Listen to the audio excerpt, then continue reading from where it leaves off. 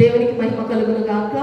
నాకు సమయం ఇచ్చిన దేవాది దేవునికి, అయ్యగారికి, ఇప్పుడు వచ్చి అందరికీ హృదయపూర్వక వందనాలు చెల్లిస్తూ ఉన్నాను. హల్లెలూయా, స్తోత్రం. ఈరోజు మనందరికీ తెలుసు, ఇప్పుడు అయ్యగా చెప్పినారు కదా, ఏ దినోత్సవం? అంతర్జాతీయ మహిళల దినోత్సవం. నేషనల్ కాదు, ఇంటర్నేషనల్ ఉమెన్స్ డే. హల్లెలూయా, చాలా పవర్ఫుల్ ఈరోజు. ఆమేన్, ఆమేన్. అంటే ఇంటర్నేషనల్ ఉమెన్స్ డే, అంతర్జాతీయ మహిళల దినోత్సవం. దీని గురించి నేను తెలుసుకున్నప్పుడు ఏంటంటే, ఇది 1908వ సంవత్సరంలో వెలుగులోకి వచ్చింది. ఒక అమెరికా దేశస్తులు స్త్రీలకు కూడా సమానత్వం ప్రతి దాంట్లో మనం కల్పించాలి అని వారు ఒక ఉద్యమం లేవనెత్తి 1908వ సంవత్సరంలో ఇంటర్నేషనల్ ఉమెన్స్ డేగా దీన్ని ప్రకటించుకున్నారు. హల్లెలూయా. అంత ముందు వరకు, అంటే ఇప్పుడు మనం 2026వ సంవత్సరంలో ఉన్నాం. అంటే 100 సంవత్సరాల క్రితం చూసినట్లయితే స్త్రీలకి విలువ లేదు. అంటే వాళ్ళు సమాజంలో మాట్లాడటానికి లేదు, వారు ఏమైనా తమ భావాలను చెప్పుకోవడానికి లేదు, బయటికి రావడానికి లేదు. అలా అణిచివేస్తున్న సమయంలో ఇంటర్నేషనల్ గా ఒక ఉద్యమాన్ని అమెరికాలో లేవనెత్తి వారికి కూడా మనము స్వేచ్ఛనివ్వాలి, వారికి కూడా సమానత్వాన్ని మనం కల్పించాలని ఒక ఇంటర్నేషనల్ ఉమెన్స్ డేగా దీన్ని ప్రకటించారు. హల్లెలూయా. అంతవరకు చాలు దాని గురించి మనకి. అంటే ఈ రోజు నేను ఎందుకు ఈ మాట చెప్తున్నానంటే, ఉమెన్స్ డే ఇంటర్నేషనల్ అంటే మనము స్వతంత్రంగా మనము ఒక వెలుగులోనికి వచ్చాము, మంచిదే. నేటి సమాజం చూస్తే స్త్రీలుగా ప్రతి రంగంలో లేని రంగం అంటూ లేదు. అటు చూస్తే ఆటో తోలే వాళ్ళలో స్త్రీలు ఉన్నారు, బస్సు నడిపించే వాళ్ళలో స్త్రీలు ఉన్నారు, మళ్ళీ ఫ్లైట్ నడిపించే వాళ్ళలో స్త్రీలు ఉన్నారు. ప్రతి టెక్నికల్, ప్రతి దాంట్లో కూడా స్త్రీలు ముందుకి, రంగంలో ప్రతి దాంట్లో కూడా ముందుకి వాళ్ళు ముందుకు వేగంగా వెళ్ళిపోతూనే ఉన్నారు. ఇట్టి స్థితిలో ఉన్న వారు మనం దాని గురించి మనం చెప్పుకోని అవసరంలా. ఆత్మీయంగా మనం ఏంటంటే, విశ్వాసమైన మనము పరిశుద్ధాత్మ దేవుడు ఈరోజు మనకి ఏం నేర్పిస్తున్నాడంటే, మనం ఏం నేర్చుకోవాలంటే, మనము బైబిల్ గ్రంథంలో కూడా అంటే ఎప్పుడు కూడా ఎక్కడ డిస్క్రిమినేట్ చేయలేదు. నువ్వు స్త్రీ కదా, నువ్వు పురుషుడు కానీ అని ఎక్కడ కూడా డిస్క్రిమినేట్ చేయలేదు. అంటే తక్కువ చేసి ఎక్కడ కూడా చూడలేదు. ప్రతి ఒక్కరు కూడా స్త్రీ అని లేదు, పురుషుడు లేదు, దాసుడు లేదు, స్వతంత్రం లేదు, అందరిని దేవుడు సమానత్వంగానే దేవుడు చూసి ఉన్నాడు. హల్లెలూయా. చూసినట్లయితే మనము బైబిల్ గ్రంథంలో దేవుడు పక్షపాతి కాదండి. ఆది ఖండంలోనే మనం చూసుకున్నట్లయితే, ఆది ఖండంలో మనందరికీ తెలుసు కదా, ఆది ఖండము 1వ అధ్యాయము 27వ వచనంలో మనం చూసుకున్నట్లయితే అక్కడ ఏమని ఉంటుందంటే, దేవుడు తన స్వరూపమందు నరుని సృజించెను, దేవుని స్వరూపమందు వాణ్ణి సృజించెను. హల్లెలూయా, హల్లెలూయా. దేవుని స్వరూపంలోనే, ఇన్ హిస్ ఇమేజ్ అని ఉంటుంది ఇంగ్లీష్ లో. అంటే ఇన్ హిస్ లైఫ్నెస్, అంటే ఆయన స్వరూపంలో నరుని ఒక్కనే చేయలేదండి. ఆయన స్వరూపంలో ఎవరిని చేశారంట? స్త్రీని, పురుషుని, ఇద్దరిని ఆయన స్వరూపంలోనే చేసుకున్నాడంట. దేవుడు ఎక్కడైనా పక్షపాతం చూపించాడండి? దేనిలో కూడా ఎక్కడ కూడా పక్షపాతము చూపించలేదు. హల్లెలూయా. మనమందరం కూడా దేవుని దృష్టిలో మనము సమానులమే. హల్లెలూయా. దేవుని దృష్టిలో మనం ఎప్పుడు కూడా ఒకటే. దేవుడు ఆయన ఇమేజ్ లోనే మనందరిని కూడా సృష్టించి ఉన్నాడు. హల్లెలూయా, హల్లెలూయా. మనం ఎప్పుడు కూడా తక్కువ వారమని మనం అనుకోకూడదు. నేను బైబిల్ గ్రంథంలో ధ్యానిస్తూ ఉన్నప్పుడు ఇంటర్నేషనల్ ఉమెన్స్ డే ఈ దినం గురించి బైబిల్లో అనేకమైన చోట్ల, పాత నిబంధన కానండి, కొత్త నిబంధన కానండి, అనేక మంది స్త్రీలు ఉన్నారండి. ఎంతమంది ఉన్నారంటే చాలా మంది స్త్రీలు ఉన్నారు. దేవుని పరిచర్యలు జతపని వారిగా, పౌలుకి కానీ అనే తిమోతికి కానీ ప్రతి ఒక్కరికి జతపని వారిగా పనిచేస్తున్నారు. ప్రతి రంగంలో ప్రవక్తనిలుగా ఉన్నారు, ప్రార్థనా పరులుగా ఉన్నారు. అన్న దేవుని మందిరంలో ప్రార్థించే వ్యక్తిగా ఉంది. అనేక మంది స్త్రీలు దేవుని సన్నిధిలో మనకే కనబడుతున్నారు, పాత నిబంధన కానీ కొత్త నిబంధనలో కానీ. ఈరోజు ఇంటర్నేషనల్ ఉమెన్స్ డేగా నేను మీకు చెప్పవలసిన, దేవుడు పరిశుద్ధాత్మ దేవుడు నాకు బోధించింది ఏంటంటే, అభిగయల గురించి కొన్ని మాటలు చెప్పడానికి నేను సిద్ధపడుతూ ఉన్నాను. మొదటి సమూయేలు గ్రంథము మనం 25వ అధ్యాయం తెరిచిపెట్టుకున్నట్లయితే అక్కడ మనకు వ్యక్తి కనపడుతుంది. ఆమె పేరేంటండి? అబిగయలు. హల్లెలూయా. ఆ పేరేంటి చెప్పండి? అబిగయలు. బైబిల్లో 2 అబిగయలు కనపడుతున్నారు. దావీదుకి సహోదరులు ఉన్నారు, అంటే సిస్టర్స్ ఉన్నారు, 2 ఉన్నారు సహోదరిమణులు. ఒక ఆమె పేరేమో సెల్యా, ఇంకో ఆమె పేరు అబిగయలు. ఇంకో అబిగయలు ఎవరంటే నాబాలు యొక్క భార్య. ఇక్కడ మొదటి సమూయేలు గ్రంథము 25వ అధ్యాయంలో మనకి అబిగయలు మనకి కనపడుతుంది.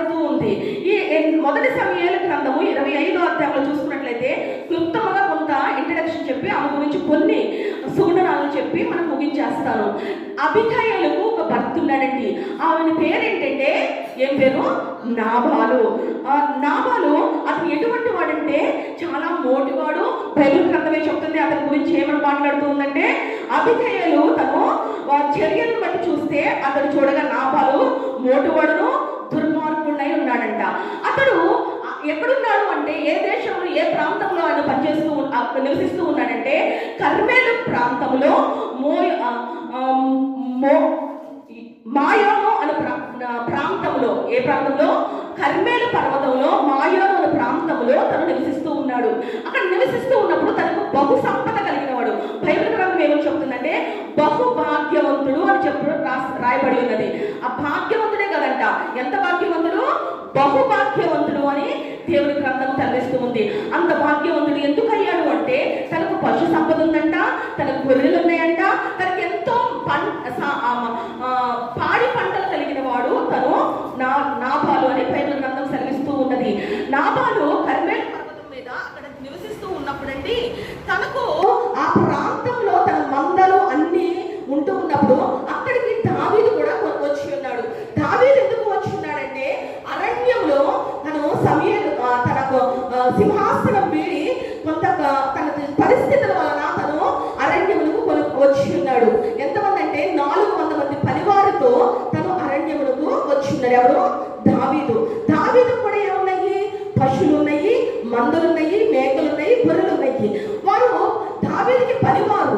రాత్రిపూట మందలు కాస్తూ ఉన్నప్పుడు నాబాలు మందలు కూడా కాస్తూ ఉన్నారు. ప్రాకారముగా ఉన్నారు. ఏ సింహం వచ్చి ఏ గొర్రెలు పడిగని మేకలు కానీ పట్టుకొని వెళ్ళిపోకుండా వీరు చక్కగా ఉన్నారు. నాబాలు పరివారేమో చక్కగా నిద్రపోతుంటే, దావీదు పరివారేమో కాపలా కాస్తున్నారు, కాపాడుతున్నారు, రక్షిస్తున్నారు. అంత చక్కగా ఉంటూ ఉన్న సమయంలో నాబాలుకు పశు సంపద పెరిగిపోయింది. పెరిగిపోతే ఒకానొక సమయం వచ్చింది, బొచ్చు కత్తిరించు సమయము. గొర్రెలకు బొచ్చు కత్తిరిస్తామంటే ఆనాడు చాలా వాల్యుబుల్ అండి. ఎందుకు అంటే, ఆ గొర్రె బొచ్చు పెరిగిపోతా ఉండేదంట. అది కత్తిరించినప్పుడు ఆ బొచ్చు అమ్మితే చాలా వెల వచ్చేదంట, చాలా డబ్బులు వచ్చాయంట. అందుకే ఆ సమయంలో ఆ రోజు ఏం చేసేవాళ్ళంటే, అదొక సెలబ్రేషన్స్ లాగా పెట్టి ఆ రోజు చక్కగా గొప్ప విందు చేసేవారంట. హల్లెలూయా. ఆ గొప్ప విందు చేస్తున్న సమయంలో దావీదు ఏమన్నాడంటే, ఇదిగో నాబాలుకు మనము చాలా మేలు చేశాం కదా, తన మందరం మనం కాపాడాం కదా అరణ్యంలో ఉన్నప్పుడు, మీరు వెళ్ళండి పనివారు, అతను విందు చేసుకుంటున్నాడు, గొర్రె బొచ్చు కత్తిరించే సమయం వచ్చింది కాబట్టి తను విందు చేసుకుంటున్నాడు కాబట్టి నాకు అవసరం లేదు, మీరు కాపాడారు కాబట్టి మీకు ఏమైనా ఇస్తాడేమో పుచ్చుకొని రండి అని పంపించినప్పుడు నాబాలు ఏమంటాడు తెలుసండి? వెళ్ళాడు. కుశల ప్రశ్నలు అడగండి, మీరు ముందుగా వెళ్ళి, బాగున్నావయ్యా, ఎలా ఉన్నావు, నీ మంద బాగుందా, నువ్వు బాగున్నావు అని మంచిగా కుశల ప్రశ్నలు అడిగి, మాకు కూడా సహాయం చేయమని అడగండి, మీరు మాకు కూడా వండిన మాటలు పెట్టండి అని అడగండి అన్నప్పుడు వెళ్ళి కుశల ప్రశ్నలు అడిగారండి దావీదు పరివారు. అడిగి, అయ్యా ఇలా మాకు మీ గొర్రెలు మేము కాపాడి ఉన్నాము, రాత్రిపూట ఇలా మా యజమానుడు ఉన్నాడు దావీదు, తను ఇలా పంపించున్నాడు అన్నప్పుడు ఏమంటాడు తెలుసండి నాబాలు? తన చర్యల బట్టి చూసేంటి, మోటుకోడు, దుర్మార్గుడు, తన ప్రవక్తనని మార్చుకోలేదు. దావీదు వచ్చినప్పుడు, పరివారు వచ్చినప్పుడు ఏమంటాడంటే, దావీదు ఎవడు, యెష్షయి కుమారుడు ఎవడు మీరు రావడానికి నా ఇంటికి, నేను పార్టీ చేసుకున్నాను, నేను సెలబ్రేషన్స్ చేసుకుంటున్నాను, మీరెవరు, మీకు నేను పెట్టనని చెప్పి ఎంతో రూఢిగా మాట్లాడినప్పుడు వెళ్ళిపోతారు. ఊరుకుంటారా? ఊరుకోరు కదా. పరివారు వెళ్ళిపోయి ఎవరికి చెప్పారు? దావీదుకు చెప్పి ఉన్నారు. అయ్యా, ఎంత ప్రాకారముగా వారికి ఉన్నాం కదా, వారిని ఎంతగా కాపాడి ఉన్నాం కదా వారి గొర్రెల్ని. కానీ నాబాలు చాలా ఎంతో రూఢిగా మాట్లాడాడయ్యా అని చెప్పినప్పుడు దావీదుకి చాలా కోపం వచ్చేస్తుంది. ఉగ్రుడై ఎంత కోపం వచ్చేసిందంటే, ఇదిగో తీయండి కత్తిలు, అందరూ కూడా కత్తిలు తీయండి, మన 200 మంది సామాన్ల దగ్గర ఉండండి, 400 మంది పని బయలుదేరండి, కత్తిలు తీసి, నేను కూడా కత్తి తీసుకుంటున్నాను. రేపు ఈ రోజు కల్లా ఇంట్లో ఏ మగబిడ్డ ఉండకూడదు, నా ఇంటిలో మొత్తం సంహరించబడాలి. కీడు, నేను మేలు చేస్తే నాకు కీడు చేస్తాడా, నేను చేసిన ఉపకారాన్ని మర్చిపోతాడా అని చెప్పేసని దావీదు బయలుదేరుతున్నప్పుడు ఒక పనివాడు అబిగయీలు దగ్గర, అంటే నాబాలు దగ్గర పనిచేసే ఒక పనివాడు అబిగయీలు దగ్గర పరిగెత్తుకుంటూ వస్తాడండి. పరిగెత్తుకుంటూ వచ్చి అబిగయీలుతో చెప్తాడు, అమ్మా, మేము అరణ్యంలో ఉన్నప్పుడు ఎన్నో సింహాలు గొర్రెల మీదకి వచ్చినప్పుడు ఎంతో దావీదు పనివారు వాళ్ళు ఎదుర్కొని మనకి ఏ హాని జరగకుండా ఇంత కాపాడి మన గొర్రెల్ని వారు కాపాడారమ్మా. కానీ నాబాలు దగ్గరకు వచ్చి పాలు పప్పులు పంచమంటే ఎంతో రూఢిగా మాట్లాడాడమ్మా, గర్వంగా మాట్లాడాడమ్మా అన్నప్పుడు ఎంతగానో అబిగయీలుతో ఆ పనివాడు అంటాడు, నువ్వు ఏదైనా చేయి, ఇదిగో మీతో పాటు మేము కూడా సంహరించబడుతున్నాం, మా మీద కూడా కీడు రాబోతుంది, ఏదో ఒకటి చేయమన్నప్పుడు అబిగయీలు ఉపాయముతో తెలివితో తను ఒక మంచి పన్నాగము పన్ని తను అన్ని కూడా సిద్ధపరిచి తన దాసులు ముందుగా పంపించి గాంధబొమ్మ పెట్టి దావీదుని ఎదుర్కొని, అయ్యా నా దాసుడు పనికి మాలినవాడే, నా దాసుని దోషము నాదని ఎంచు అని దావీదు ప్రతిమలాడుకొని తన తాళ్ళ మీద పడి తనని వేడుకొని కీడు నుంచి మేలుకు మార్చుకుందా. హల్లెలూయా. నీవు చూపించిన ఈ బుద్ధిని బట్టి నువ్వు ఆశీర్వదించబడిందాలుగా కానీ దేవుడు ఆ దావీదు అబిగయీలు తిరిగి ఇంటికి పంపించేస్తాడు. హల్లెలూయా, హల్లెలూయా. అంటే ఈ రోజు నేను ఈ అంశం తీసుకోవడానికి గల కారణం ఏంటంటే, ఇంటర్నేషనల్ ఉమెన్స్ డే, మనందరికీ స్వాతంత్రం వచ్చింది, మనందరం కూడా చక్కగా సెల్ఫ్ ఉమెన్ ఎంపవర్మెంట్ గా మనందరం కూడా మంచిగా జీవిస్తూ ఉన్నాం మంచిగా. కానీ ఆత్మీయంగా మనం మన కుటుంబాలు కట్టుకోగలుగుతున్నామా? అబిగయీలు చర్యల బట్టి చూస్తే తన భర్త మోటువాడే, తన భర్త తాగుపోతే, తన భర్త పనికి మాలిన వాడే, తన భర్త కుటుంబాన్ని పట్టించుకున్న వాడే.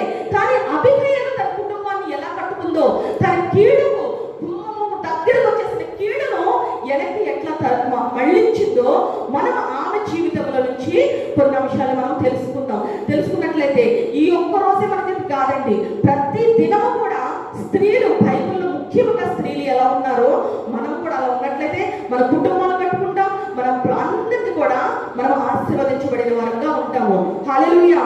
మొదటి సమూయేలు గ్రంథము 1వ అధ్యాయము 25వ అధ్యాయము 3వ వచనంలో చూసుకున్నట్లయితే చదవండి. అతని పేరు నాబాలు, అతని భార్య పేరు అబిగయీలు. ఈ స్త్రీ సుబుద్ధి కలదై, చాలండి, ఈ స్త్రీ ఎలాంటిదంట? హల్లెలూయా, హల్లెలూయా. నాబాలు కూడానండి తనేమి ఇదేం కాదు, తన మంచి గోత్రంలో నుంచి వచ్చినాడు. తర్వాత చూసుకుంటే కాలేబు, అంటే కాలేబు వంశం నుంచి వచ్చిన వాడే. కాలేబు అంటే బైబిల్ గ్రంథంలో ఎంత మంచి మనసు అండి, నిండు మనసుతో దేవుణ్ణి ఆరాధించిన వాడు. అంత మంచి గోత్రం నుంచి వచ్చిన నాబాలు ఎంత రూఢిగా తను ప్రవర్తిస్తున్నాడు, ఎంత గర్వంగా ప్రవర్తిస్తున్నాడు. కానీ తను అంత గర్వంగా అంత రూఢిగా ప్రవర్తిస్తున్న నాబాలుకి భార్యగా ఉన్నప్పటికీ, తను మోటువాడు అయినప్పటికీ, తన బుద్ధిహీనతను బట్టి దుర్మార్గుడు అయినప్పటికీ, తన దుర్మార్గతను బట్టి ఏమో కూడా దుర్మార్గతగా బతకడం లేదు. కానీ తను ఎలా బ్రతుకుతుందంట? సుబుద్ధిగా బ్రతుకుతుందంట. హల్లెలూయా. మనం బైబిల్ గ్రంథంలో చూసినట్లయితే సుబుద్ధి కలిగిన జీవితంలో మనము జీవించాలి. ఈ అబిగయీలు ఎలా అయితే అంటే మంచి బుద్ధి, మంచి బుద్ధిని కలిగినది. అది బుద్ధి అంటే మన గుణానికి సంబంధించినది. అందుకనే మనము చూసుకున్నట్లయితే సామెత గ్రంథంలో ఉంటుంది కదండి, గుణవతి అయిన భార్య తన ఇల్లు కట్టుకును, 3 రాళ్ళు తన ఇల్లు 3 పెరుగుకును. తను సుబుద్ధి కలిగి తన ఇల్లు గృహాన్ని ఎలా కట్టుకోవాలో తను అలా కట్టుకుంటుంది. హల్లెలూయా. మన జీవితాలు కూడా మనము సుబుద్ధి కలిగిన వారుగా ఉండాలి. కొలసీలు రాసిన పత్రిక తీయనవసరం లేదు, కొలసీలు రాసిన పత్రిక 2వ అధ్యాయం 3వ వచనం రాసుకొని ఇంటికి వెళ్ళిన తర్వాత మరొకసారి ధ్యానం చేయండి. 2వ అధ్యాయం 3వ వచనంలో చూసుకున్నట్లయితే బుద్ధి జ్ఞానములు సర్వ సంపదలు యెహోవా యందు గుప్తమైనదే అంట. హల్లెలూయా. మనం బుద్ధిగా ప్రవర్తించాలంటే, సుబుద్ధి కలిగిన స్త్రీలుగా మనం ఉండాలంటే, మనము అబిగయీలులాగా మనం ప్రవర్తించాలంటే, అలా నడుచుకోవాలంటే, విశ్వాసులమైన మనము పరిశుద్ధాత్మ దేవుడి రోజు మనతో ఏమో మాట్లాడుతున్నాడంటే, మనము దేవుని వేడుకోవాలి, దేవుడు ఆ బుద్ధిని మనకు అనుగ్రహిస్తాడు. హల్లెలూయా. మనంతరంగా మనం కలుగు చేసుకునేది కాదది. అందుకని సామెతల గ్రంథం ఏమంటుందంటే, మీరు వెంటనిచ్చి బుద్ధిని కొనుక్కుంటూ ఉంటుంది, సంపాదించుకోవాలని ఉంటుంది. అంటే మనకున్న వెలంతా ఇచ్చి ఏం సంపాదించుకోవాలంట? బుద్ధిని సంపాదించుకోవాలంట. ఈ రోజున స్త్రీలు చాలా మంది మనం చూసుకున్నట్లయితే బుద్ధిహీనతలో ఉన్నారు, కానీ బుద్ధిమంతులుగా ఎక్కడా చాలా మంది కనిపించట్లేదు. మన కుటుంబాలు మనం కట్టుకోవాలంటే మనం ఈరోజు ఇంటర్నేషనల్ ఉమెన్స్ డేగా, మహిళల దినోత్సవముగా మనం ముందుకు నడవాలంటే మనం ఎలా ఉండాలన్న సుబుద్ధి కలిగిన స్త్రీలాగా. బైబిల్ అదే మనకు సెలవిస్తుంది. లోకం ఏం చెప్తుందో మనకి అనవసరం, మనకు బైబిల్ ఏం చెప్తుందంటే సుబుద్ధి కలిగిన స్త్రీలుగా ఉండాలి. మనకు బైబిల్ గ్రంథంలో మనకు కూడా మత్తయి సువార్త 25వ మనందరికీ తెలుసు, బుద్ధి కలిగిన కన్యకలు, బుద్ధి లేని కన్యకలు. బుద్ధి కలిగిన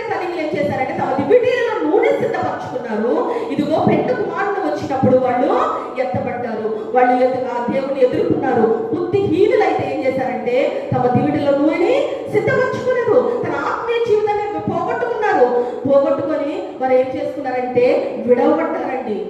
మనం అలా ఉండకూడదు. బుద్ధి కలిగిన వారు ఎలా ఉండాలంటే ఎప్పుడు కూడా మనము చురుకైన వారుగా దేవుని సన్నిధిలో మన జీవితాల్ని మన కుటుంబాన్ని కట్టుకునే వారిగా ఉండాలి. అబీగైలు గురించి మొట్టమొదటిగా ఏం చెప్తూ ఉందంటే ఆమె సుబుద్ధి కలిగినదిగా ఉన్నది. హల్లెలూయా. అందుకని అంటారు కదా, ఇంటికి ఏంటంట ఇల్లాలు దీపము, ఇంటికి దీపం ఇల్లాలు అంటారు కదా. అలాగే మనము దేదీప్యమానముగా వెలిగే వారిగా ఉండాలి, వెలిగించే వారిగా ఉండాలి. యెహోవా దేవత ఆత్మ విశ్వాసులకి మనోనేత్రం కేంద్రంలో చేస్తుందంట, వృత్తికరం కలిగించేస్తుందంట. నువ్వేం చేయలేవులే, నువ్వేం చేస్తావు, నీ భర్త మోటివాడు కదా, నీ భర్త ఇట్లా ఉన్నాడు కదా, నువ్వేం చేయగలుగుతావు, నీ భర్తే వ్యతిరేకంగా ఉంటే నువ్వేం చేయగలుగుతావు అని చెప్పేసి అని తను ఒకవేళ కృంగిపోలేదు, కానీ తనకు సుబుద్ధి కలిగి ఆలోచిస్తూ ఉంది. హల్లెలూయా. మనము కూడా సుబుద్ధి కలిగిన వారుగా మన జీవితాలు మనము కట్టుకునే వారుగా ఉండాలి. హల్లెలూయా. అందుకని మనం ఆ సుబుద్ధి కలిగిన ప్రవర్తన కలిగి ఉంటే దావీదును చూసంట, సౌలంట సుబుద్ధి కలిగిన వాడిగా దావీదు ఉంటంట, సౌలు దావీదును చూసి భయపడ్డాడంట. హల్లెలూయా. మనము సుబుద్ధిగా ఉంటే ఎదుటివారు మనం చూసి భయపడతాడు, ఎదుటివారు చూసి భయపడవసరం లేదు, సాతాను మనం చూసి భయపడుతుంది. హల్లెలూయా, హల్లెలూయా, హల్లెలూయా. మనం దేవుని సన్నిధిలో మనం సుబుద్ధి కలిగిన వారంగా మనము ఉండాలి. హల్లెలూయా. రెండోది చూసినట్లయితే ఆమె రూపవతి అయి ఉన్నది. హల్లెలూయా. ఆమె ఏంటి ఆత్మీయ సౌందర్యం మనకు కనపడుతుంది. నేను అనేక సార్లు మీకు చెప్పినాను, దీని గురించి నేను పెద్దగా ఏమి వివరించిన అవసరం లేదు. మనము ఆత్మీయ సౌందర్యాన్ని ఈ రాజు మన దగ్గర నుంచి కోరుకుంటున్నాడు. బాహ్యమైన సౌందర్యము జడలు కొలుటలోను బంగారం. మనం మొదటి తిమోతి రాసిన పత్రికలో మనం చదువుకున్నాం, అనేక సార్లు చదువుకున్నాం, పేతురు రాసిన పత్రికలో చదువుకున్నాము. కానీ మనం ఎలా ఉండాలి, వాటి వైపు అలంకరణ వైపు మనం కాదు, కానీ ఆత్మీయ అలంకరణ ఏంటంటే మన సక్రియలు. ఆ సక్రియలు ఏంటి? ప్రార్థన, పరిశుద్ధత, వినయము, విధేయత, ఇవన్నీ కలిగినదే మన ఆత్మీయ సౌందర్యం. హల్లెలూయా. మన ఆత్మీయ సౌందర్యం కలిగిన వారముగా మనము ఉండాలి. బయటికి ఆమె సౌందర్యవతి అని కాదు, కానీ ఆత్మీయంగా అబీగయలు చాలా సౌందర్యంగా ఉన్నదండి. అలాగే మనం సత్క్రియలు కలిగి మనం సౌందర్యవతిగా, మనం సౌందర్యవంతురాలుగా మనము జీవించే వారుగా ఉండాలి. మనము సామెతల గ్రంథంలో కూడా ఉంది కదండి, 31వ అధ్యాయంలో ఏమనుంది? ఆఖరి వచనాల్లో అందము మోసకరము, సౌందర్యము వ్యర్థము, యెహోవా యందు భయభక్తులు కలిగిన వాడు స్త్రీ కొనియాడబడును. హల్లెలూయా. అందము సౌందర్యం ఏమంటాడు సొలొమోను? 1000 మందిని 700 మందిని చేసుకున్నాడు, 300 మంది ఉపమంతులు ఉన్నారు. ఇంతమంది సౌందర్యం చూసిన తర్వాత ప్రతిదీ వ్యర్థమే. యెహోవా యందు భయభక్తులు కలిగిన స్త్రీయే కొనియాడబడుతుంది. ఇంతమంది అసౌందర్యంగా ఉంటే కొనియాడబడరు అని చెప్పేసి సొలొమోను రాస్తున్నాడు ఆ కీర్తన. హల్లెలూయా. మనము కూడా దేవుని స్థితి, మనము దేవుని ఈరోజు ఉమెన్స్ డేగా, ఇంటర్నేషనల్ ఉమెన్స్ డేగా, మహిళల దినోత్సవంగా మనం తెలుసుకోవాల్సింది ఏంటంటే ఆత్మీయ సౌందర్యం. ఈ రాజుని ఆత్మీయ సౌందర్యాన్ని కోరుకుంటున్నాడు. హల్లెలూయా. మనం ఆత్మీయంగా మనం ఎప్పుడైతే సౌందర్యంగా ఉంటాడో దేవుడు కూడా మనల్ని మెచ్చుకుంటాడండి. హల్లెలూయా. మళ్ళీ మూడవదిగా చూసుకున్నట్లయితే, త్వరగానే మూడవదిగా చూసుకున్నట్లయితే తనకు ఆమె ఎలా ఉందంటే 18వ వచనం చదవండి. అందుకు అబీగయలు నాబాలుతో ఏమీ చెప్పక త్వరపడి 200 రొట్టెలను, 2 ద్రాక్షారస తిత్తులను, వండిన 5 గొర్రెల మాంసములను, 5 మానికలు వేసిన ధాన్యమును, 100 ద్రాక్షాగలను, 200 అంజూరు పట్టలను ధాన్యం మీద వేయించి. హల్లెలూయా.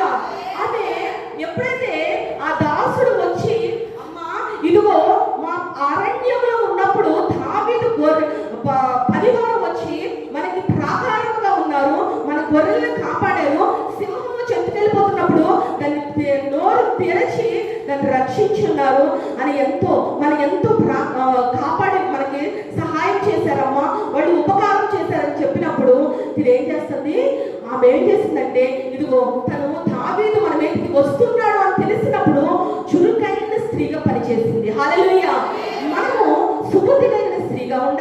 రెండోది ఆత్మీయ సౌందర్యమైన కలిగిన స్త్రీలాగా ఉండాలి, సౌందర్యవంతరాలాగా ఉండాలి.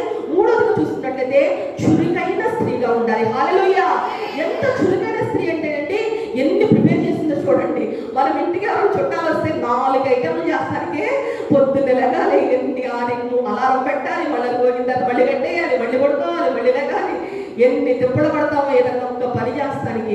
ఎన్ని ప్రిపేర్ చేసిందో చూడండి. అన్ని ప్రిపేర్ చేసి దావీదుని కోపం చల్లార్చడానికి, అయ్యో నా కుటుంబంలో మగ సంతానం అంతా చనిపోతుందా, సంహరించబడుతుందా, ఇదిగో కీడు నా ఇంటి మీదకి వచ్చేస్తుంది, కీడు నా ప్రకారం మీద నా గుమ్మం దగ్గరకు వచ్చేసింది, ఆ కీడుని ఎలా నేను జయించాలి, ఎలా నేను తప్పించబడాలని చెప్పేసి అని తను చురుకైన స్త్రీగా ఉంది. పోయిన వారు అయ్యగా చెప్పారు కదా, హెబ్రీ స్త్రీలు ఎలా ఉన్నారు. నిర్గమకాండం 1:17 వచనంలో హెబ్రీ స్త్రీలు హెబ్రీ మాంత్రికులు వాళ్ళు మాంత్రికులు ఏంటో వాళ్ళు కాంపు చేసేవాళ్ళు, మంత్రసానులు. హెబ్రీ మంత్రసానులు ఎలా ఉన్నారంట, వారు చురుకైన, వాళ్ళు చెప్తున్న సమాధానం, ఇదిగో హెబ్రీ స్త్రీలు ఇశ్రాయేల్ స్త్రీలు ఐగుప్తు స్త్రీలు వంటి వారు కారు. ఈ హెబ్రీ స్త్రీలు ఎలాంటి వారు, బహు చురుకైన వారు. హల్లెలూయా. కాపు రైతుల మీద మేము రాకుండానే వాళ్ళు ప్రసవైపోతున్నారు అని వాళ్ళు మంత్రసానులు రాజుకి ఒక మంచి రిపోర్ట్ ఇస్తూ ఉన్నారండి. హల్లెలూయా. ఎలా ఉన్నారు, చురుకైన వారుగా ఉన్నారు. మనం ఆదికాండం 18వ అధ్యాయంలో కూడా చూసుకున్నట్లయితే అండి, అక్కడికి తండ్రి కుమార పరిశుద్ధాత్మ దేవుడు అబ్రహాము గుడారం దగ్గరకు వచ్చినప్పుడు అండి, వెళ్ళి అబ్రహాము సాష్టాంగ నమస్కారపడి, తండ్రి రండి మా ఇంటికి, ఇదిగో చెట్టు కింద కూర్చోండి, అలసట తీర్చుకోండి, ఇదిగో కొంచెం ఆహారం మేము సిద్ధపరుస్తాం, తిని వెళ్ళండి అని చెప్పినప్పుడు వచ్చి అబ్రహాము శారద చెప్తాడు, ఇదిగో 3 మాణికలు మెత్తని పిండిని తీసుకోనంట చపాతీలు చేసిందంట, అప్పడాలు చేసిందంట. హల్లెలూయా. ఆమె ఎంత వృద్ధాప్యంలో ఉన్నదండి అప్పుడు. ఆదికాండం 18వ అధ్యాయంలో అంటే తన ఇంచుమించు 80 వయసులో ఉన్నది. కానీ ఆతిథ్యం ఇవ్వడానికి ఎంత చురుగ్గా అబ్రహాము కూడా పరిగెడుతున్నాడు మొద దగ్గరికి. హల్లెలూయా. ఆమె ఎలా అయితే చురుకైన వారు, ఆతిథ్యం ఇవ్వ మరొకద్దలు ఉంటది హెబ్రీ పత్రికలో మనం చూసుకున్నట్లయితే. ఇక్కడ ఈమె అబిగైల్ గురించి నేను చెప్తున్నాను ఏంటంటే, చాలా చురుకైన స్త్రీగా. చెప్పారో లేదో దాసుడు, అమ్మా ఇలా ఇదిగో మన కీడు వస్తుంది మన గృహాల మీద అన్నప్పుడు వెంటనే తను పని మొదలు పెట్టింది. హల్లెలూయా. మన కుటుంబాల మీద కూడా శత్రువు ఎన్నిసార్లు వస్తున్నప్పుడు మన చురుకైన వారంగా ఉంటున్నాం. సాధారణ ఇదిగో మన బిడ్డలు కిటికీలో అంచుల వరకు వచ్చాక మన గృహాల్లోకి వస్తానికి పొంచి ఉన్నాడంట. మన గుమ్మాల దగ్గరకు వచ్చేసాడు, మన ప్రాకారాలు ఎక్కేసి ఉన్నాడు. కానీ మనం ఏం చేస్తున్నాం, పులికి నిద్రిస్తున్నామా, మనం వాళ్ళని ఎదుర్కొనే సిద్ధంగా ఉన్నామా, మనం ఒక్కసారి మనం గమనించుకోవాలి. చురుకైన స్త్రీలుగా ఉండి మనం ఏం చేయాలంటే, మెలుగుగా ఉండి మనం ఏం చేయాలి. లేదు, కొన్ని సంవత్సరం ఎన్నో సింహాలు వచ్చి మా గొర్రెలు ఎత్తుకెళ్ళిపోయి, మా మేకలు ఎత్తుకెళ్ళిపోయి, శత్రువు ఎన్నో సంహరించేశాడు. ఈ రోజు ఎంత సంపద మాకు కలిగి ఉన్నదంటే, ఎంత మంది మేము కలిగి ఉన్నామంటే అది కేవలం నీ కృప మాత్రమే అయ్యా. నువ్వు కాపాడావు, నీ మా దాసులు కాపాడి ఉన్నారు అని చెప్పేసి తను బ్రతులాడుకుంటుంది. ఇదిగో నా దోషము అయ్యా, అది నా భర్త నన్ను ఎంచొద్దయ్యా అని చెప్పేసి నా దోషం అని ఎంచాను. తను ఎంతో విధేయతతో తను బ్రతులాడుకుంటుందండి. హల్లెలూయా. మనము కూడా దేవుని సన్నిధిలో బ్రతులాడుకునే వారుగా ఉండాలి, విధేయతతో బ్రతులాడుకునే వారుగా ఉండాలి. దేవుడు కూడా ఆయన సిలువ మరణం పొందినంతగా విధేయత చూపించున్నాడు. మనము కూడా ప్రతి విషయంలో కూడా ఆయన ఎలాంటి రిక్తులుగా చేసుకుని ఉన్నాడో, ఎలా అయితే ఆయన దేవుడు కుమారుడై భూలోకంలోకి రావడం విడిచిపెట్టకూడని భాగ్యం ఎంచుకోలేదు. ఆయన ఎంత తగ్గించుకొని లోకానికి వచ్చి తగ్గించుకున్నాడో మనము కూడా ప్రతి విషయంలో దేవుని సన్నిధిలో తగ్గించుకునే వారుగా ఉండాలి. ఆమె ఇంకో గుణలక్షణం ఏంటంటే కృతజ్ఞత చూపుతుందండి. ఎంత కృతజ్ఞత చూపుతుందంటే, అయ్యా మీరు ఉపకారం చేశారయ్యా, నా భర్త అపకారం చేస్తున్నాడు అని చాలా దేవుని సన్నిధిలో కృతజ్ఞత కలిగింది. అంటే తను తీసుకెళ్ళిన వస్తువులను బట్టి మనకు తెలుస్తూ ఉంది. హల్లెలూయా. ఎంతో ఆయన కృతజ్ఞత కలిగి తను మాట్లాడుతూ ఉంటే 33వ వచనం చదవండి. 33వ వచనం. నేను పగదీర్చుకోకుండాను ఈ దినమున ప్రాణము తీయకుండాను నన్ను ఆపినందుకై నీవు ఆశీర్వాదం నందుదుగాక. నువ్వు చూపిన బుద్ధి విషయమై నీకు ఆశీర్వాదం కలుగునుగాక. హల్లెలూయా. హల్లెలూయా. తన ఇంటి మీదకి వచ్చిన కీడును ఆపేసిందండి. హల్లెలూయా. తన ఒక సంతానం అంతా కూడా సంహరించబడాలి. దేవుడు కూడా ఉంది, మన ఎంత ప్రేమ అంత మన మీద చూపించకముందే దావీదు ఎంత కోపంతో వస్తూ ఉన్నాడో, అంత ఖడ్గము మనకు తెలుసు. ఆయన ఎంత రాజు, ఎన్ని యుద్ధాలు చేసి ఉన్నాడో మనకు తెలుసు. ఆ వచనంలో అదే అంటే, నువ్వు యెహోవా యుద్ధాలు చేసావని తెలుసయ్యా, నువ్వు ఎన్నో యుద్ధాలు చేసావు, నువ్వు గొలియాతుని ఎలా చంపావో మాకు తెలుసయ్యా, నువ్వు ఎంత ఆ అడవుల సింహాన్ని ఎలా చీల్చావో మాకు తెలుసయ్యా, ఎంతమంది శత్రువులను సంహరించావో మాకు తెలుసయ్యా. ఈ రోజు నన్ను కూడా సంహరించేస్తానికి వస్తున్నావు, నా బిడ్డలందరూ సంహరిస్తానికి వస్తున్నావు. ఇదిగో వద్దయ్యా, నేను దేవుని కాళ్ళ కట్టుబడి ప్రాధాయపడినప్పుడు అందుకే దావీదు ఏమంటున్నాడు తెలుసా, ఇదిగో నీ బుద్ధిని బట్టి నువ్వు ఆశీర్వదించబడిన దానివి. హల్లెలూయా, హల్లెలూయా.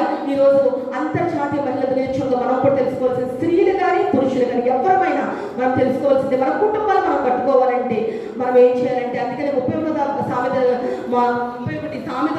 అధ్యాయం మొత్తం చదువుకోండి.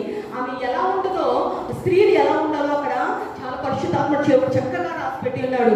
స్త్రీలు అంటే ఎలా ఉండాలంటే, వాళ్ళు చాలా చురుకైన వారిగా ఉండాలి, తన కుటుంబాన్ని ఎలా బాగుగా కట్టుకోవాలో చూస్తుందంట. తన బిడ్డలు లేచి, తన కుమారులు లేచి ఆమె ధన్యురాలంటారంట. తను పని చేయకుండా ఆహారం తినదంట, తను జ్ఞానం కలిగి నడుచుకుంటుందంట, తన కుటుంబం కొరకై పని చేస్తుందంట. ఎన్నో విషయాలు అక్కడ రాయబడి ఉంటుంది. మనం కూడా మన కుటుంబం కొరకు మనం స్త్రీలుగా ఈరోజు స్త్రీల దినోత్సవం కాబట్టి నేను అందరూ ప్రేరేపిస్తున్నాను, ప్రోత్సహిస్తున్నాను. ఇదిగో నాబాలు చాలా దుస్థితిలో ఉన్నప్పటికీ, దుష్టత్వంలో ఉన్నప్పటికీ, దుష్టత్వం నుండి ఆశీర్వాదానికి ఎలా మార్చుకున్నదో ఒక్కసి చేయండి. అందుకే మనం కూడా అనుకుంటాము, మేము ఏం చేయగలమండి, బయటికి వెళ్ళి ఏం చేయలేము కదా అంట.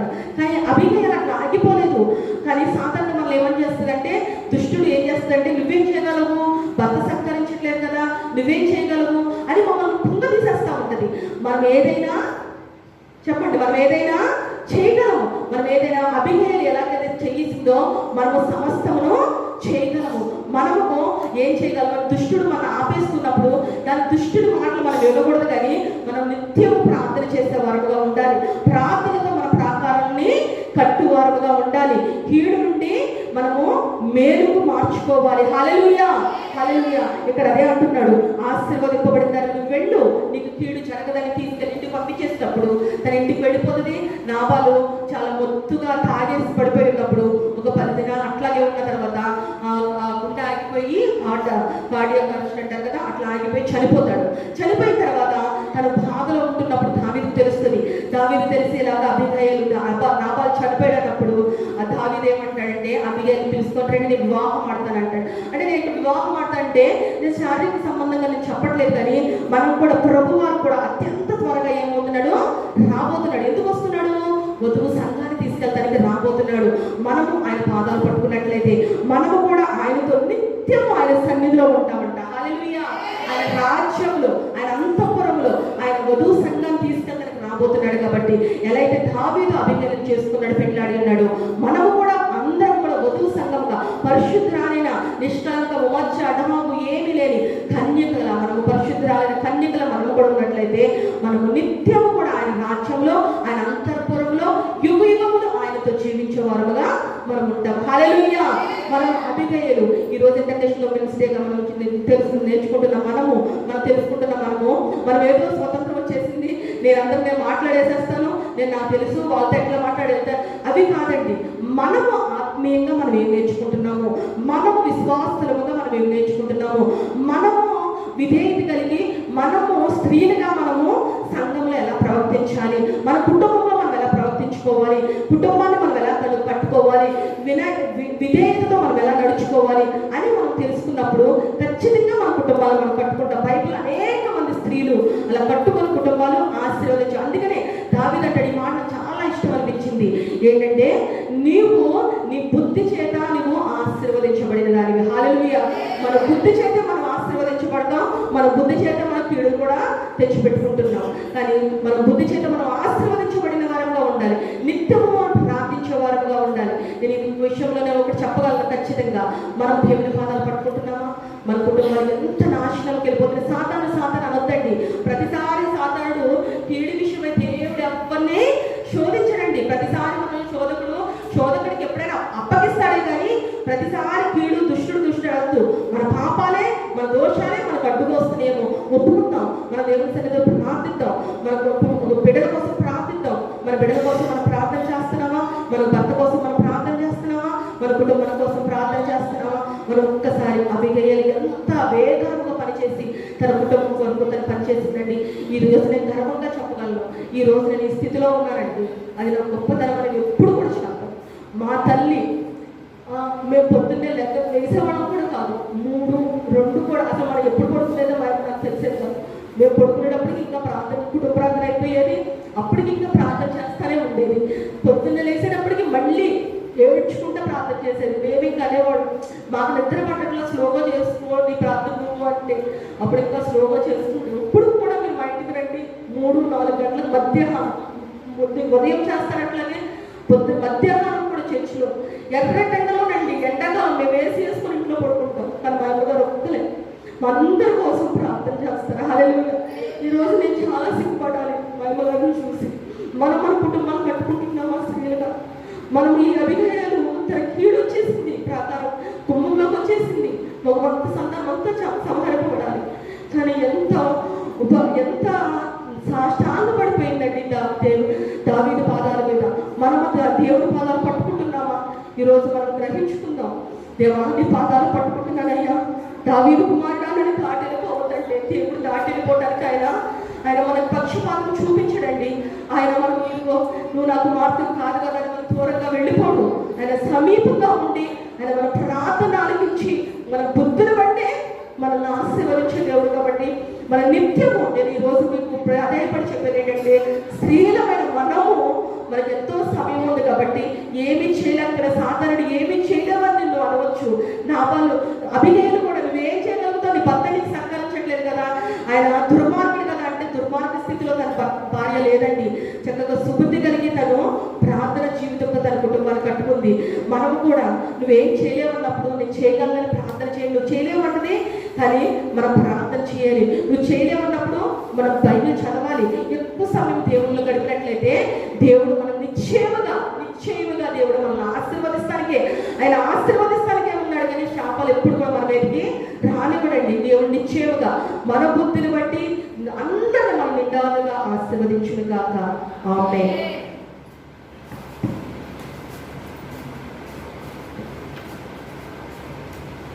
మంచి బిడ్డలో చక్కని దైవ సందేశాన్ని మనం విన్నాం. మరి చక్కని మాటలను మనకు అందించిన దైవ సావుకురాలను బట్టి ఒకసారి గట్టిగా చప్పట్లు కొడుతూ ప్రభుత్వాన్ని మంచి ఆయుష్ను ఆయన ఆరోగ్యములు వారికి ఇచ్చి ఇంకా అనేకమైనటువంటి దేవుని వాక్యాలను మనం వినడానికి వారి నోట ప్రభు చూపించును గాక. మంచిది పిల్లరా, మరి ఈ సందర్భంలో మనం ముగించేసుకున్నాం. చక్కని విషయాలను మనం విన్నాం అబీగయలు గురించి. అబీగయలు ప్రారంభంలోనే తన గురించి పాస్టర్ గారు జ్ఞాపకం చేశారు. ఆమె ఎలాంటి బుద్ధి కలిగినదట? సుబుద్ధి, మంచి బుద్ధి కలిగినది. సో ఈ రోజున ఆ సుబుద్ధిని మనం చూసినప్పుడు ఆ బుద్ధి ద్వారా తన కుటుంబానికి తన భర్తకు పొంచి ఉన్న గొప్ప ప్రమాదము నుండి ఆమె ఏం చేయగలిగింది? వారందరిని తప్పించగలిగింది. ఈ రోజున మరి మీరు, నేను, మనమందరం పురుషులమైన స్త్రీలమైన మనమందరము కూడా అటువంటి చక్కని మంచి బుద్ధిని ప్రభు ద్వారా మనము పొందుకొని మన మీదకు వస్తున్న ప్రతి ప్రమాదముల నుండి మనము తప్పింపబడదుముగాక. దుష్టుని యొక్క ప్రతి ప్రమాదముల నుంచి మనము తప్పింపబడదుముగాక. పరిశుద్ధాత్మ దేవుడు అతి కృప మనందరికీ అనుగ్రహించునుగాక. ఆమె ప్రార్థన చేసుకుందాం. దయచేసి అందరూ తలలో ఉంచుదాం, కళ్ళు పోసుకుందాం. ఒక చిన్న ప్రార్థన. ప్రభువా, ఇది దినమున నాయన మీ యొక్క నా ప్రభు ఉమెన్స్ డే సందర్భముగా మీ సన్నిధిలో నీ దాసురాలను మీరు నిలవబెట్టుకొని మాతో మాట్లాడుతూ వచ్చిన మీ మాట కొరకైతే ఎక్కువ స్తోత్రాలయ్యా. నిజమే ప్రభువా, అబీగయల్ నాయన ఇదిగో ప్రభువా అయ్యా, ఆమె ఎంతో సుబుద్ధి కలిగినదిగా ఈ సన్నిధిలో ప్రభా తాను జీవించడం ద్వారా, అలాగే ప్రభా నీ సన్నిధిలో ప్రభా ఆమె అయ్యా నీ యొక్క నా ప్రభా నాయన సన్నిధిలో తాను బ్రతుకుట ద్వారా తన కుటుంబం మీదకు రాబోతూ ఉన్న గొప్ప విపత్తు నుండి అయ్యా తన కుటుంబమును తాను కాపాడుకోగలిగినదయ్యా. తన కుటుంబాన్ని తాను రక్షించుకోగలిగినది ప్రభువా. కనుక మేము కూడా ఈ సన్నిధిలో ప్రభువా సుబుద్ధి కలిగి మేము జీవించడానికి, మంచి బుద్ధి కలిగి మేము బ్రతకడానికి మాకు సహాయం చేయడం. మన ప్రభు ఒక్కరు కూడా పిల్లరా ప్రభు సన్నిధిలో ప్రార్థన చేద్దామండి. ప్రార్థన చేద్దాం అందరూ ప్రార్థన చేద్దాం. అవును నాయన, ఇదిగో మేము కూడా నాయన నీ సన్నిధిలో ప్రభు ఆమె వలె కష్టించి పని చేయడానికి మాకు సహాయం చేయండి అయ్యా. తగ్గించుకొని నాయన నీ సన్నిధిలో ప్రార్థించడానికి మాకు సహాయం చేయండి అయ్యా. చురుకైన వారిగా మేము ఉండగలుగుటకు మాకు సహాయం చేయండి అయ్యా. మాకు మంచి బుద్ధిని అనుగ్రహించండి అయ్యా, మంచి జ్ఞానమును అనుగ్రహించండి అయ్యా, మంచి తెలివిని అనుగ్రహించండి అయ్యా. నీ లేఖనముల మీద చెప్పారు కదా ఆయన, ఇదిగో మీలో ఎవరికైనా జ్ఞానము పొదువై ఉన్నట్లయితే నన్ను అడగమన్నావు. ఇదిగో మిమ్మల్ని అడుగుతూ ఉన్నామయ్యా. మమ్మల్ని అందరినీ మీ జ్ఞానముతో నింపండి, మమ్మల్ని అందరినీ మీ జ్ఞానముతో నింపండి, మమ్మల్ని అందరినీ మీ జ్ఞానముతో నింపండి. మేము ఎలా జీవించాలో, మేము ఎలా బ్రతకాలో, మేము ఎలా మా కుటుంబాలను కట్టుకోవాలో, మేము ఎలా మీ సన్నిధిలో నాయనా మేము ముందుకు సాగాలో, అలా మేము సాగగలుగుటకు మాకు సహాయం చేయండి ఆయన. మాకు సహాయం చేయండి. వాక్యం అందించండి, దాసురాలను బలపరచండి. ఇక్కడ నుండి చేతిలో బహుబలమైన ఆయుధముగా మీరు వాడుకోనండి నాయన, వాడుకోనండి.